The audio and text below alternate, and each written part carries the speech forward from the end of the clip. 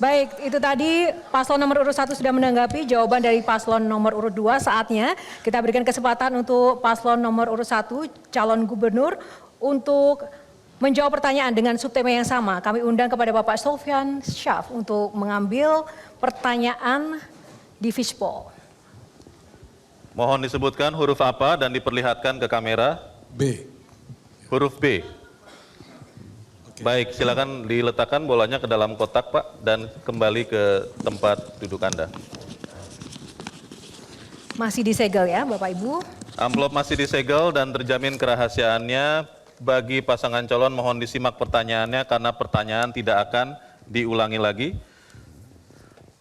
Bagi calon gubernur nomor urut 1, berdasarkan data BPS tahun 2023, Gen Z, generasi Z berjumlah 4.081.640 atau sebesar 33,16% dari keseluruhan penduduk Provinsi Banten.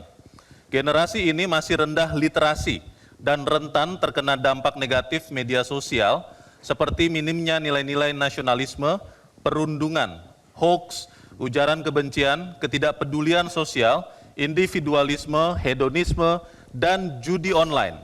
Pertanyaannya, apa langkah konkret dan program kerja yang akan Anda lakukan untuk meningkatkan kemampuan literasi dan wawasan kebangsaan pada jenjang SMA atau SMK atau MA atau pondok pesantren sehingga mampu memperkuat dan meningkatkan sumber daya generasi muda Banten?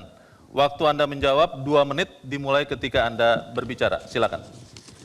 Setiap anak hidup pada masa dan zamannya, tapi tidak akan pernah berubah, yaitu soal adab, etika, dan juga norma. Saya termasuk mungkin generasi X, Pak Ade sama, mungkin anak-anak kita termasuk Gen Z. Dan saya memahami betul bagaimana kondisi anak-anak generasi Z hari ini tantangannya besar, walaupun dengan digital mereka akan jauh lebih baik hidupnya. Oleh karena itu, sekali lagi yang saya sampaikan, kebijakan regulasi, kebijakan penganggaran. Regulasi, karena SMA, SMK itu adalah tugas dari gubernur, maka kita akan masukkan ke dalam kurikulum muatan lokal.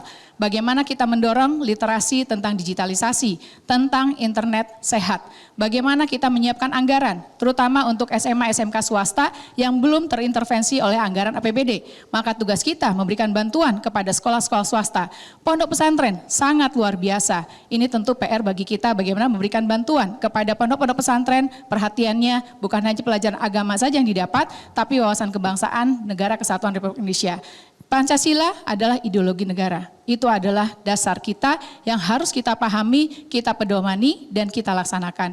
Tugas dimulai dari lingkungan sekolah dan juga tentu kita mengingatkan kepada para orang tua apa yang dimaksud dengan wawasan Nusantara, apa yang dimaksud dengan wawasan kebangsaan, bagaimana Pancasila dan yang lainnya tentu harus diterapkan dalam kehidupan sehari-hari dan bisa menjadi contoh. Bahkan bisa kita lakukan hari ini banyak anak-anak muda yang menjadi agent of change. Di SMA SMK mereka punya prestasi, bagaimana kita dorong? Saya alumni Paskibraka.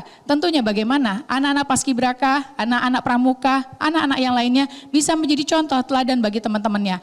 Pola pendekatannya harus sama dengan anak hari ini. Karena anak hari ini hidup dalam masa dan zamannya masing-masing, tetapi ada satu linear yang sama yang tidak mungkin dipisahkan tentang norma, etika, apalagi ideologi negara kita, Pancasila. Terima kasih. Baik, terima kasih.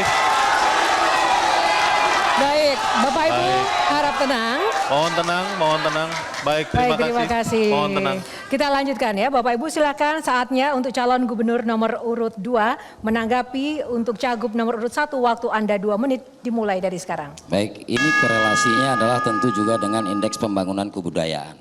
Provinsi Banten yang terkenal dengan budayanya, yang terkenal dengan keimanan dan takwanya harus kita tingkatkan bagaimana iman dan takwa ini bisa berkelanjutan sesuai dengan pengamalan Pancasila.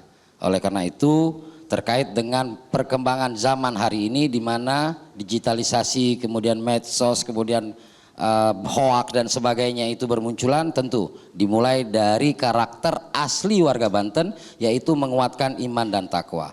Tentu tadi pagi saya baru saja berkunjung kepada kelompok guru-guru ngaji yang mana mereka meminta perhatian kepada kita bahwa tradisi mengaji di rumah itu sudah mulai berkurang. Oleh karena itu kita harus tingkatkan lagi, karena apa? Karena nilai-nilai kebaikan harus dimulai dari dasar.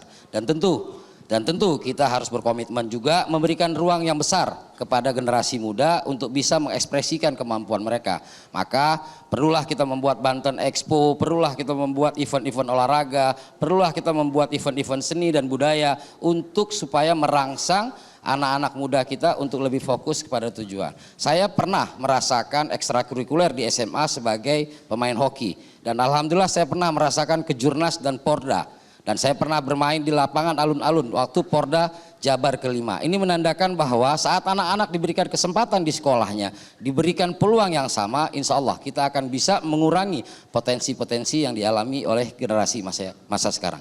Terima kasih. Iya, saya bicara P5 lagi aja. Pemerataan akses layanan sekolah gratis. Ini harus dilakukan. Oleh sebab itu kami punya misi bagaimana pendidikan gratis di Provinsi Banten. Terus yang berikutnya adalah pengembangan kemitraan dengan pondok pesantren. Yang ketiga adalah peningkatan kapasitas, terus juga kerjasama dengan kabupaten kota dalam smart city. Yang berikutnya adalah prioritas tambahan anggaran. Terima kasih. Jelajahi cara baru mendapatkan informasi. Download Metro TV Extend sekarang.